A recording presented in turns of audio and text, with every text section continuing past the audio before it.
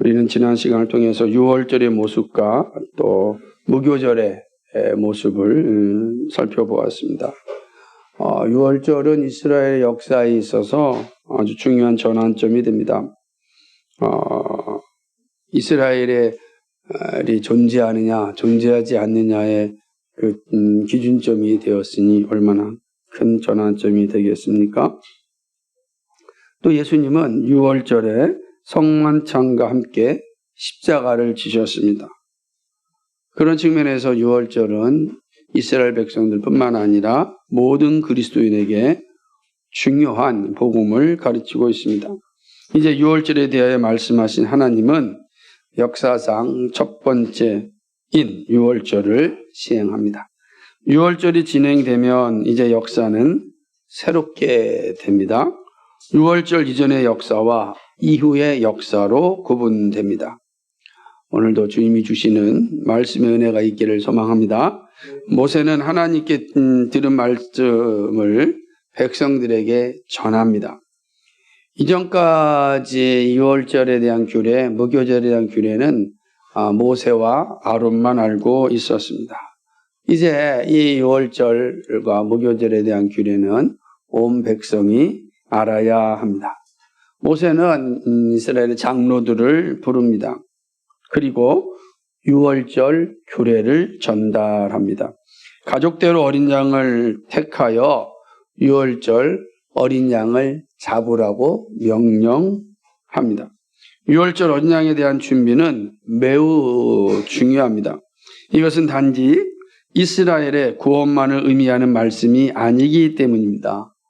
온 백성의 구원을 예표하는 내용이기 때문입니다. 어린 양을 잡은 후에 우슬초를 준비합니다. 그 우슬초 묶음을 가져다가 어린 양의 피를 담은 그릇에 적십니다. 그리고 말씀대로 그 우슬초에 묻은 피를 문지방과 좌우 문설주에 이렇게 다르게 뿌립니다. 그리고 말씀하기를 아침까지 한 사람도 자기 집 밖으로 나가지 말아야 합니다. 이 유월절 어린 양의 음식은 오직 구원받은 백성들만이 먹을 수 있습니다. 이거 되게 중요한 의미를 가지고 있습니다. 어린 양의 피는 생명의 피입니다. 하나님께서 애굽 사람들에게 재앙을 내리려고 지나가실 때 문 임방과 좌우 문설주의 피를 보시면 그 문을 넘어가서 멸하는 자들이 어린 양의 피가 묻은 집에는 들어가지 못하게 하십니다. 문지방에 있는 무술초로 뿌린 피를 보면 더 이상 죽음의 그림자가 그 집에 들어가지 않게 됩니다. 하나님은 첫 번째 유월절을 시행하면서 유월절은 한 번으로 끝나는 것이 아니다 말씀합니다. 그리고 너와 자손들이 영원히 지켜야 될 규례다. 영원히 지켜야 될 율법이다. 이렇게 말씀을 합니다. 모세는 하나님께서 이스라엘에게 주실 땅에 이를 때 유월절 예식도 함께 가르칠 것을 말씀합니다. 25절에 있는 말씀이죠. 다시 말하면 지금 애굽에서 이루어진 유월절은 그 한 번으로 끝나는 절기가 아닙니다. 그러니까 해마다 계속해서 이 절기를 지켜야 됩니다. 그럼 이런 질문이 생길 수 있습니다. 왜 그러냐면 한 번으로 끝나는 절기가 아닌데 이 절기를 눈으로 보았던 사람, 이 유월절의 상황을 몸으로 체험했던 사람에게는 질문이 없습니다. 당연히 시행해야 될 내용입니다. 그런데 문제는 이 유월절을 몸으로 체험하지 못했던 후손들, 눈으로 보지 못했던 후손들은 왜 해마다 유월절을 지키고 무교절 빵을 먹고 쓴 나물을 함께 먹어야 됩니까? 그것도 일주일씩이나요. 질문하지 않겠습니까? 왜 우리가 꼭 이 일을 해야 됩니까? 지금 우리는 애굽에 있는 것도 아닌데 이렇게 질문할 수 있을 것입니다. 그때 정확하게 유월절의 의미를 가르칠 것을 말씀합니다. 하나님께서 애굽에 재앙을 내릴 때 우리 집은 구원하셨다. 우리 집을 구원하셨다. 그래서 지금 우리가 있는 것이다. 이 사실을 기념하여 유월절을 지키는 것이다. 이 일을 가르쳐요라고 말씀합니다. 그러니까 유월절을 매번 가르칠 때마다 하나님께서 이스라엘 백성들을 애굽에서 구원하신 그 놀라운 일들을, 그 은혜를 가르치라는 것입니다. 백성들은 이 말씀을 듣자 머리를 숙여 경배합니다.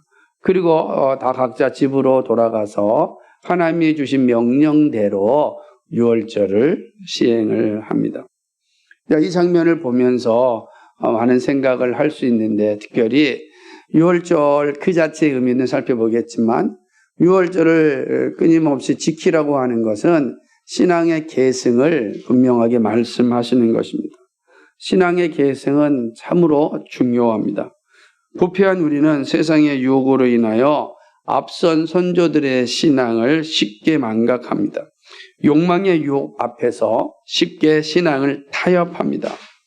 분명히 모세와 아론을 통하여 하나님의 명령을 들었음에도 가나안 땅에 들어가 땅을 배분받은 후에 여호수아와 이 놀라운 사실을 알았던 선조들이 죽자 하나님을 알지 못하는 세대가 바로 나타났습니다. 사사기 2장 10절과 11절 말씀을 보면 그 세대의 사람도 다 그 조상들에게로 돌아갔고 그 후에 일어난 다른 세대는 여호와를 알지 못하며 여호와께서 이스라엘을 위하여 행하신 일도 알지 못하더라. 이스라엘 자손이 여호와의 목전에 악을 행하며 바알을 섬기며, 이게 얼마 되지 않은 일입니다. 그렇죠? 40년 지나고 이제 가나안 땅 들어갔습니다.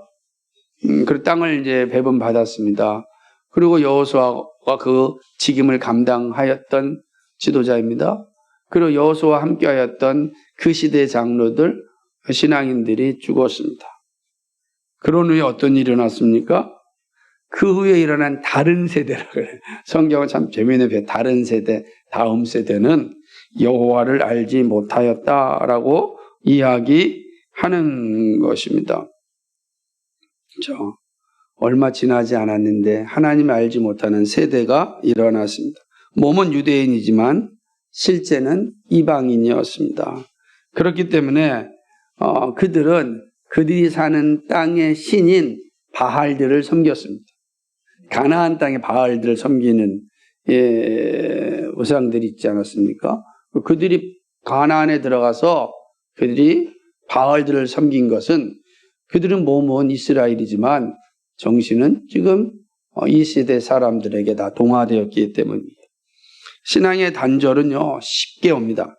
지금 우리가 사는 세대는 하나님을 알지 않기로 아주 작정한 세대입니다. 진리를 포기하였습니다. 종교 자체를 개인적 혹은 민족적 문화로 바꿔버렸습니다. 거기 어떤 영혼의 문제, 영생의 문제, 진리의 문제, 이거 아무 의미가 없습니다. 단지 하나의 기호입니다. 문화입니다.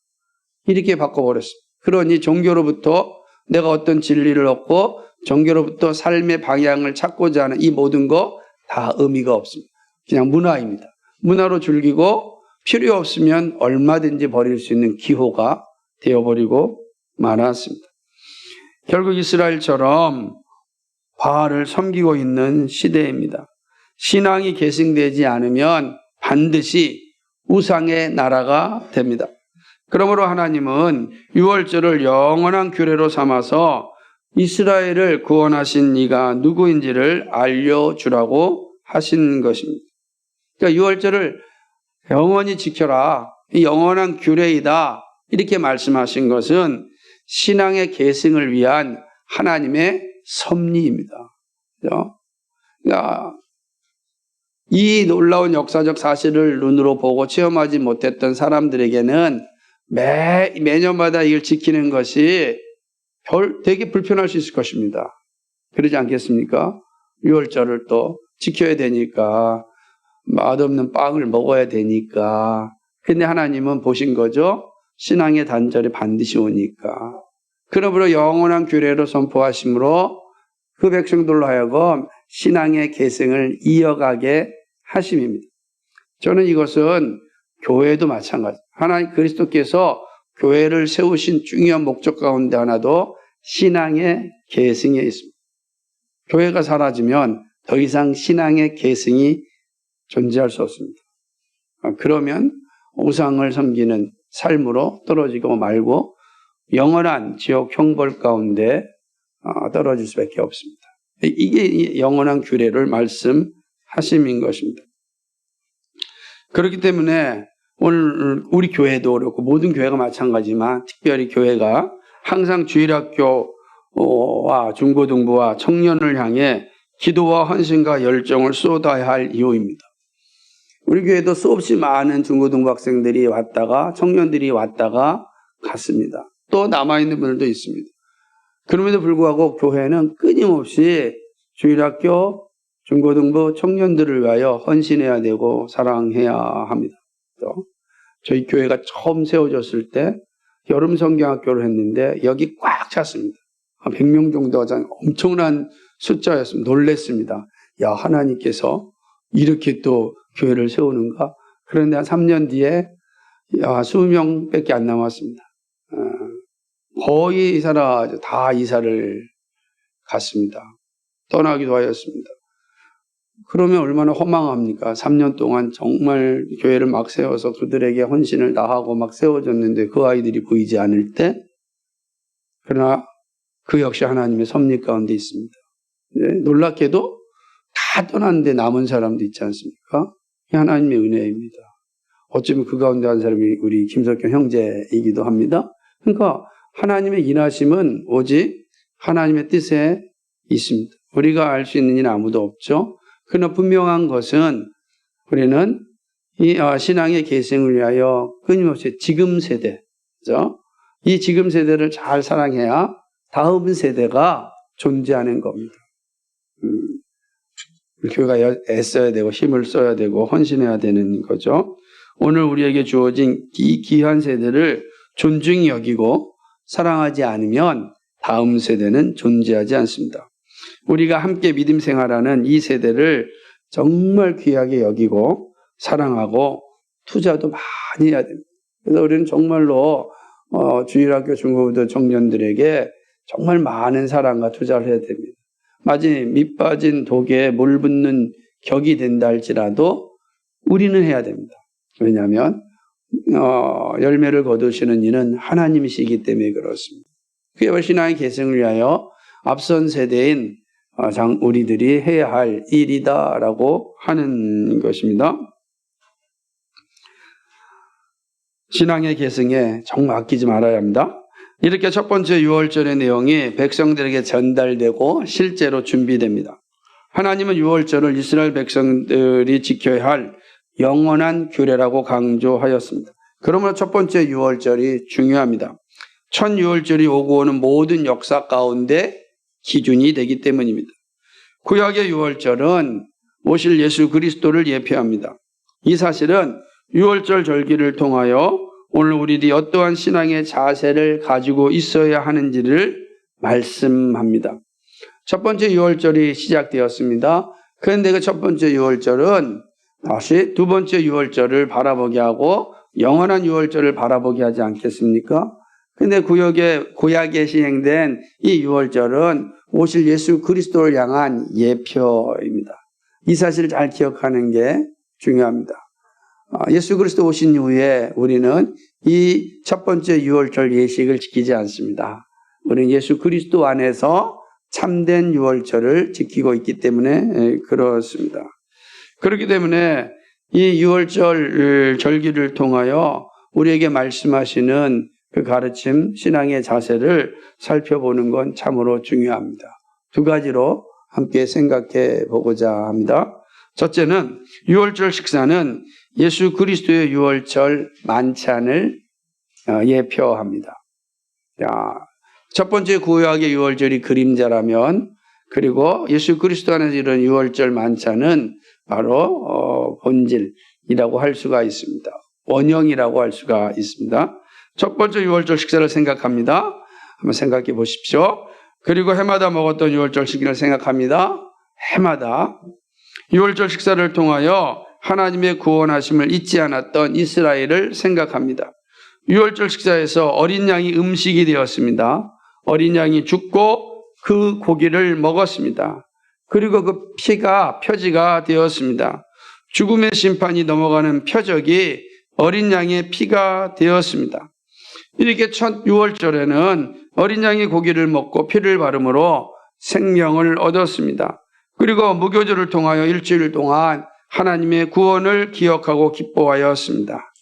그러나 이스라엘의 유월절은 역사 가운데 일어난 애굽의 구원을 기억하는 절기로 끝났습니다. 해마다 유월절을 지킬 때마다 뭘 생각했어요? 우리가 애굽에서 구원받았다. 그렇죠? 그걸 계속 생각했을 거 아니에요? 우리가 애굽에서 구원받은 백성이다 라는 것만 생각하였습니다. 마음에 심기운 죄에 대해서는 어떠한 해결도 없습니다. 문제는 그 애굽에서의 구원을 기뻐하였지만 문제는 그 심령에 심긴 죄에 대한 해방에 대해서는 아무것도 얻는 게 없습니다. 이 사실이 유월절이 가지고 있는 한계였습니다. 단지 역사적 교훈만 가졌습니다. 그러나 유월절을 지키라고 하신 궁극적 이유가 있습니다. 그것은 예수 그리스도의 구원 때문이었습니다. 하나님의 거대한 섭리 가운데는 예수 그리스도의 구원이 존재합니다. 그래서 이스라엘이 지켜야 될 이 유월절은 예수 그리스도를 바라보게 함입니다. 예수님은 유월절에 제자들을 부르시고 함께 식사를 하셨습니다. 예수님의 마지막 공생의 마지막 이제 예루살렘으로 입성을 합니다. 그 입성할 때 그리고 이제 십자가를 지시기 전 바로 그때 유월절이었습니다. 예수 믿으라는 유월절이에요. 유월절 절기에 예수님은 예루살렘으로 입성하였습니다. 그리고 제자들을 다 부릅니다. 그리고 그들과 함께 유월절 마지막 식사를 합니다. 우리가 잘 알고 있던 레오나르도 다빈치가 그린 것처럼 최후의 만찬이라고 하는 것처럼 이제 예수님이 마지막 만찬을 위하여 제자들을 다 부릅니다. 그날 유월절입니다. 유월절 마지막 식사예요. 유월절 마지막 식사를 하셨습니다. 그리고 이렇게 이야기합니다. 식사 중에 예수님께서 떡을 드시고 말합니다. 이것은 내 몸이니 먹으라. 그리고 포도주 잔을 주고 말씀하십니다. 이것은 내 피니 마시라. 이렇게 이야기합니다. 갑자기 유월절 마지막 만찬에 예수님께서 떡과 포도주를 가지시고 말씀하시기를 내 몸이요 내 피라고 이야기하십니다. 마태복음 26장 26절과 28절 말씀입니다. 그들이 먹을 때에 예수께서 떡을 가지사 축복하시고 떼어 제자들에게 주시며 이르시되 받아서 먹으라. 이것은 내 몸이니라 하시고 또 잔을 가지사 감사 기도하시고 그들에게 주시며 이르시되 너희가 다 이것을 마시라. 이것은 죄 사함을 얻게 하려고 많은 사람을 위하여 흘리는 바 나의 피 곧 언약의 피니라. 이렇게 말씀하셨습니다. 유월절에 떡을 몸이라고 하셨습니다. 포도주를 언약의 피라고 하셨습니다. 그런데 예수님을 향하여 사도 요한은 표현하기를 세상 죄를 지고 가는 하나님의 어린 양이라고 말씀하셨습니다. 어린 양이신 예수님께서 떡을 자신의 몸으로 포도주를 자신의 피라고 하시면서 먹고 마시라고 하셨습니다. 이것이 바로 성찬의 모습입니다. 예수님은 유월절에 예루살렘에 입성하시고 십자가를 지실 준비를 하시면서 제자들과 함께 유월절 식사를 하시면서 유월절이 자신에게서 성취되었음을 선포하셨습니다. 예수님의 살과 피를 먹는 것을 통하여 인간의 본질적인 문제인 죄 사함의 길을 말씀하셨습니다. 예수님의 살과 피를 먹지 않으면 구원을 받을 수 없습니다. 유월절 어린 양을 먹고 피를 문지방에 바르는 것으로 이스라엘은 생명을 얻었습니다. 그러나 죄로부터의 구원은 아니었습니다. 영생이 아닙니다. 오직 죄로부터의 구원과 영생은 예수 그리스도를 먹고 그의 피를 마셔야 합니다. 이것이 없이는 구원이 없습니다. 예수님을 먹고 마신다는 것은 믿음으로 받아들임을 의미합니다. 이 떡이 예수 그리스도의 몸이고 이 잔이 예수 그리스도의 피임을 믿음으로 받아들이는 겁니다. 그게 먹고 마시는 겁니다. 그리고 우리가 떡을 먹고 포도주를 먹을 때 내가 지금 예수 그리스도의 몸이요 예수 그리스도의 피를 먹고 마시는 것입니다. 물론 이 사실은 실제로 그 떡이 몸이 되고 포도주가 피가 된다는 그런 화채설을 의미하는 것은 아닙니다. 그렇게 되지 않습니다. 영적으로 몸과 피가 된다는 의미입니다. 실제는 물질이지만 성령께서 그리스도의 몸과 피가 되게 하십니다. 이 속내전적 의미다 이렇게 표현하는 거예요. 그렇죠? 여전히 보이는 건 물질이지만 그 안에 영적인 의미가 함유됐다라는 것입니다. 그리스도가 오심으로 유월절은 끝나고 이제 성찬식이 영원한 규례가 되었습니다. 이제 바뀌게 됩니다. 왜냐하면 유월절 규례를 영원히 지키라고 하는 것은 모든 인류에게 영생을 주시기 위하여 보여진 예표였습니다. 그런데 그 예표가 이제 예수 그리스도가 오심으로 어린 양으로 되셨고 실제로 죽으심으로 이 사실을 성취하셨습니다. 바울은 그 사실을 분명하게 말씀하셨습니다. 그것이 고린도전서 11장 23절과 26절의 말씀입니다. 내가 너희에게 전한 것은 주께 받은 것이니 바울의 이야기입니다. 곧 주 예수께서 잡히시던 밤에 떡을 가지사 축사하시고 떼어 이르시되 이것은 너희를 위하는 내 몸이니 이것을 행하여 나를 기념하라 하시고 식후에 또한 그와 같이 잔을 가지시고 이르시되 이 잔은 내 피로 세운 새 언약이니 이것을 행하여 마실 때마다 나를 기념하라 하셨으니 너희가 이 떡을 먹으며 이 잔을 마실 때마다 주의 죽으심을 그가 오실 때까지 전하는 것이니라 하시고 아멘. 그가 오실 때까지 성찬식이 진행됩니다. 바울은 성찬식이 주님 재림하실 때까지 지켜야 할 규례라고 말씀합니다. 이제 유월절은 더 이상 지킬 필요가 없습니다. 예수님이 성찬을 제정하시고 친히 어린 양이 되사 십자가에 죽으신 이후부터는 유월절이 아니라 성찬, 성만찬을 지킵니다. 그러므로 우리가 성찬에 임할 때 나를 구원하신 예수 그리스도를 정확하게 고백하여야 합니다. 이것이 믿음으로 성찬에 임하는 자세입니다. 그래서 우리가 말씀드렸듯이 우리는 영적으로 임재하신 그 그리스도를 먹고 마심으로 그리스도와 연합되어지는 것, 그것이 바로 성찬입니다. 이 사실을 유월절 만찬을 통해서 미리 보여주셨습니다. 여러분, 유월절은 유대인들만 지킵니다. 성찬은 온 인류가 지킵니다. 그러니까 이스라엘은 온 인류를 위한 예표예요. 예표. 온 인류를 구원하시기 위한 하나님의 예표. 한민족을 구원하셔서 어떻게 그들을 구원하실 것인가, 그 언약을 통하여 끊임없이 보여주신 것이 이스라엘의 예표입니다. 그리고 예수 그리스도를 통하여 온 인류가 이렇게 구원에 이른다라는 사실을 확증하여 주십니다. 그 사실을 정확하게 알 수 있기 위하여 이스라엘을 통하여서 그 일을 진행하셨습니다. 유월절 또 마찬가지로 오실 예수 그리스도의 성찬을 예표함이었습니다.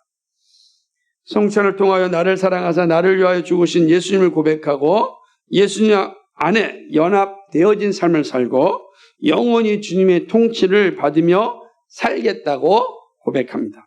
이것이 성찬의 모습입니다.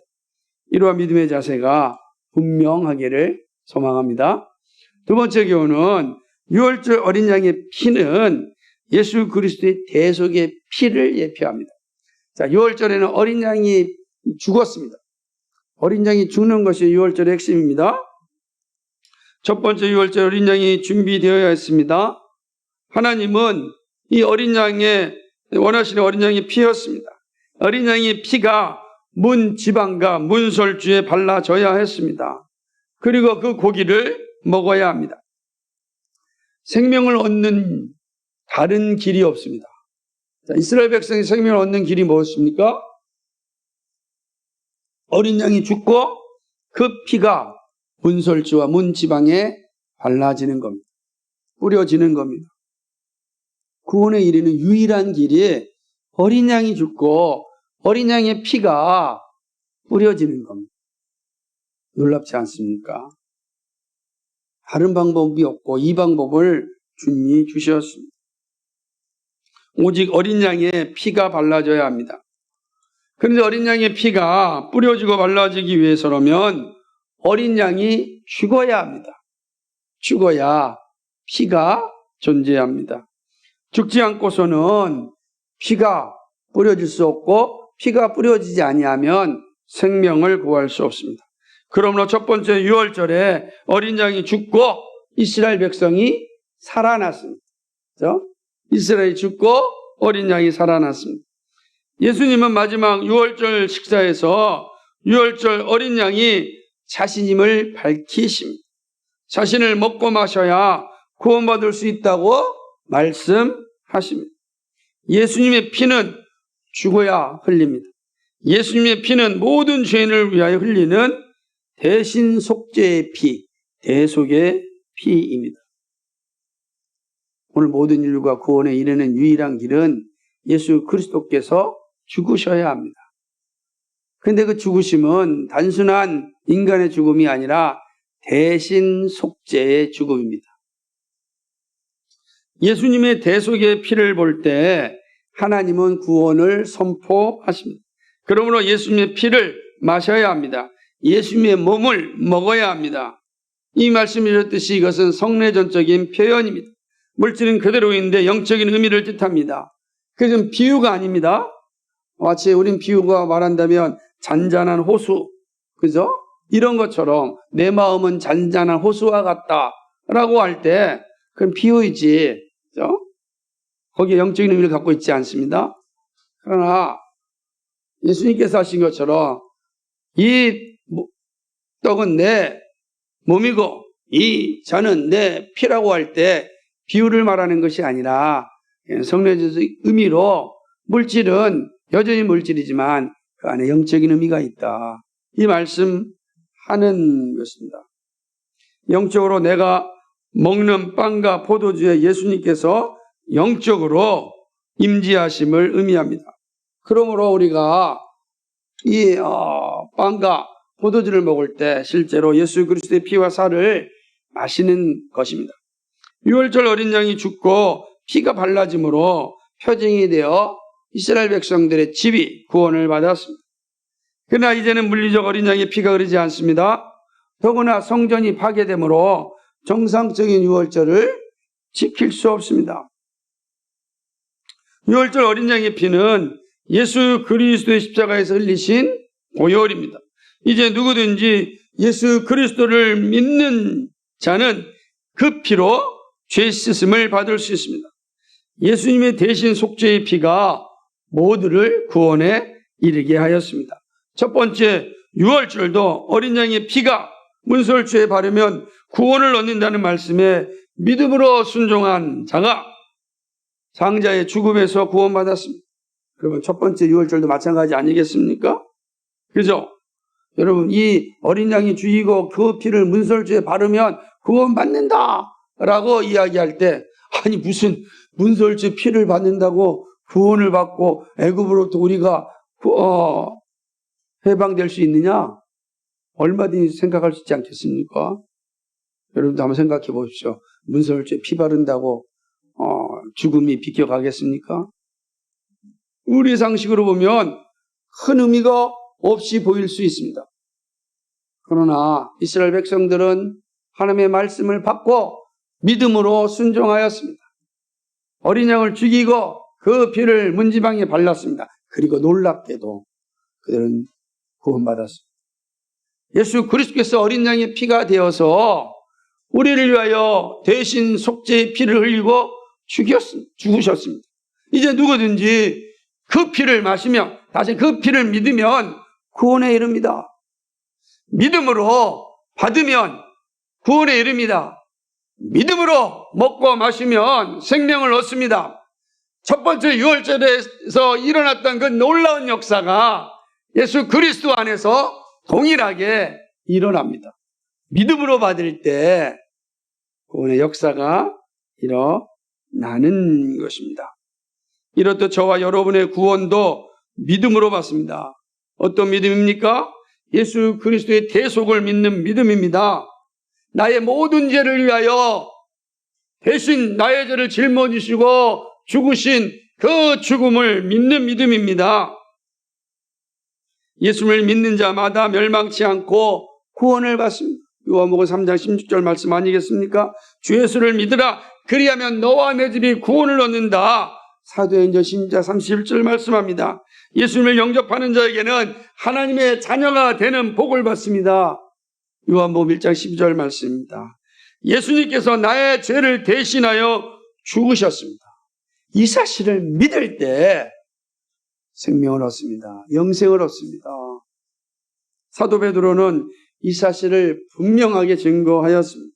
사도행전 4장 12절에 다른 이로서는 구원을 받을 수 없나니 천하 사람 중에 구원을 받을 만한 다른 이름은 우리에게 주신 일이 없습니다 하였더라. 아멘. 그렇습니다. 구원을 받을 만한 다른 이름이 없습니다. 오직 예수 그리스도만이 우리의 구원이 됩니다. 우리의 구원은 오직 유월절 어린 양 대신 예수 그리스도입니다. 다른 이름으로는 구원에 이를 수 없습니다. 오직 예수님만이 유월절 어린 양이시기 때문입니다. 오직 예수 그리스도가 인류의 죄를 대신 짊어지시고 죽으셨습니다. 오늘 우리가 이 자리에 있을 수 있는 것은 예수님의 십자가의 대속 때문입니다. 우리의 모든 죄를 대신 속죄하기 위하여 십자가에 죽으신 그 어린 양 대신 예수 그리스도의 죽으심 때문에 오늘 우리가 이 자리에 있고 하나님을 예비하고 영원한 생명을 받게 되었습니다. 예수님이 흘리신 피가 우리를 죄에서 구원하셨습니다. 이 믿음을 굳게 붙잡고 날마다 유월절 어린 양이신 예수님을 온전히 믿고 의지하고 살아가기를 간절히 소망합니다. 말씀을 맺겠습니다. 유월절을 통하여 생명을 주시고 구원하여 주신 하나님을 기억해야 합니다. 유월절을 영원한 규례로 삼으신 것은 신앙의 계승을 철저하게 하기 위함입니다. 하나님은 이스라엘 백성들이 자신을 떠나고 우상을 섬길 것을 아셨습니다. 그죠? 하루가 천년 같고 천년이 하루 같으신 우리 하나님께서 이스라엘 백성들이 얼마 있지 않아 곧 유혹에 빠져 우상을 섬길 것을 아셨습니다. 그러므로 하나님은 다시 돌아올 길을 준비하셨습니다. 생명을 얻는 길은 하나님 외에는 없음을 알게 하셨습니다. 이게 유월절. 그러나 구약의 모든 절기가 그러하듯이 유월절 역시 예수 그리스도를 예표합니다. 모든 것이 예수님 안에서 성취됩니다. 예수님은 직접 유월절 식사의 자리에서 유월절 어린 양임을 증거하셨습니다. 이제 더 이상 어린 양의 피가 아니라 예수님의 피와 살을 먹어야 합니다. 물리적 어린 양의 피가 아니라 이제 예수 그리스도의 피와 살을 먹어야 합니다. 예수님의 살과 피를 먹고 마시지 않으면 예수님과 아무 관계가 없습니다. 결코 구원에 이를 수 없습니다. 그러므로 주님 오신 날까지 성찬을 베푸는 것입니다. 잘 기억하는 겁니다. 여러분 매주마다 성찬을 통하여서 나를 위하여 십자가에서 대신 속죄하여 죽으신 예수 그리스도를 고백합니다. 그리고 그 떡과 잔을 마심으로 내가 예수 그리스도의 피와 살을 먹음으로 예수 그리스도 안에 연합되었음을 늘 인식하며 기억하는 것입니다. 성찬의 자리에서 예수 그리스도의 십자가의 죽으심이 대속이 나의 죄를 위한 것임을 믿는 자에게 구원이 임합니다. 그렇게 된다면 성찬은 오직 구원받은 사람만 받을 수 있습니다. 예수 그리스도를 분명히 고백하는 사람만 성찬에 참여할 수 있습니다. 그러니까 떡은 밖으로 나가지 않고 고기는 자기 집에서 먹었듯이 오직 성찬은 예수 그리스도를 분명하게 믿고 고백하는 사람만 참여할 수 있습니다. 그러지 않으면 그 성찬은 아무 의미가 없어요. 그냥 떡이고 포도주일 뿐이지 아무 의미고 가치가 없는 겁니다. 그냥 믿음으로 임할 때 그 떡은 그리스도의 살이 되고 그 떡은 그리스도의 피를 우리가 먹고 마시는 영적인 행위가 되는 것입니다. 예수님은 십자가에서 율법의 모든 요구를 다 감당하셨습니다. 그리고 율법의 요구인 십자가를 지시고 죽으셨습니다. 이 놀라운 순종으로 우리가 구원에 이르게 되었습니다. 우리의 구원은 오직 예수 그리스도의 십자가입니다. 여러분, 믿음으로 산다는 것은 다른 것이 아닙니다. 예수님의 십자가를 바로 알고 믿는 것을 의미합니다. 그리고 날마다 성찬을 통하여 나의 나 된 것이 하나님의 은혜였음을 늘 고백하는 것입니다. 소대교회는 매주일마다 성찬을 행한 것입니다. 매주일마다 나를 위하여 죽으신 예수 그리스도를 기억하고 오늘 내가 사는 것은 예수 그리스도의 죽으심 때문이다. 그리고 이 죽으심이 나로 하여금 영원한 나라, 새하늘과 새 땅을 바라보게 한다. 이 사실을 매주일마다 고백하였던 것입니다. 그러므로 성찬이 없으면 참된 교회가 될 수 없습니다. 주님 오시는 날까지 지켜야 됩니다. 참된 교회의 표지 가운데 하나가 세례와 성찬, 성례가 반드시 포함되는 이유가 여기에 있습니다. 이것이 첫 번째 유월절 식사이고 예수님 안에서 완성된 성찬입니다. 여러분, 이런 사실 가운데 서 있게 되면 바울이 나는 나의 생애 가운데 예수님의 십자가만을 자랑하겠다라는 말을 이해하셨을 것입니다. 왜 바울이 나는 예수 그리스도의 십자가만을 자랑합니다 라고 하셨을까? 그 예수 그리스도의 십자가만이 우리를 구원하고 그 예수 그리스도의 십자가만이 우리를 영원한 생명으로 인도해 주시고 그 예수 그리스도의 십자가만이 우리를 하나님의 자녀로 살게 하기 때문입니다. 어디에 있든지 무엇을 하든지 정말 예수님의 십자가를 의지하고 예수님의 십자가를 자랑하고 예수님의 십자가와 함께 살아갈 수 있기를 주님의 이름으로 간절히 축복합니다. 거룩하시고 자비하신 하나님 아버지, 참 고맙고 감사를 드립니다. 첫 번째 유월절 예식을 통하여서 예수 그리스도의 마지막 유월절 성찬 안에서 성취된 그 모습을 살펴보았습니다. 어린 양이 죽어야 생명을 얻습니다. 그러나 그건 단지 역사적이고 육신적인 생명일 뿐입니다. 어린 양이신 예수 그리스도의 죽으심으로 말미암아 이제 이스라엘을 넘어서 온 인류가 그리고 단지 육적인 문제뿐만 아니라 우리의 영혼의 문제도 해결되었습니다. 오직 예수 그리스도만이 우리를 영원한 구원으로 인도해 주시고 영원한 생명으로 이끌어 주십니다. 예수 그리스도를 향한 이 믿음을 분명하게 가지고 살아갈 수 있는 저희들을 되게 하여 주시옵소서. 나의 나 된 것이 바로 예수 그리스도의 십자가에 있음을 기억하고 십자가를 자랑하고 십자가를 부여잡고 십자가를 사랑하며 십자가를 증거하며 십자가 안에서 살아갈 수 있는 우리 모두가 되게 하여 주옵소서. 감사합니다. 예수 그리스도의 이름 받들어 기도하옵나이다. 아멘.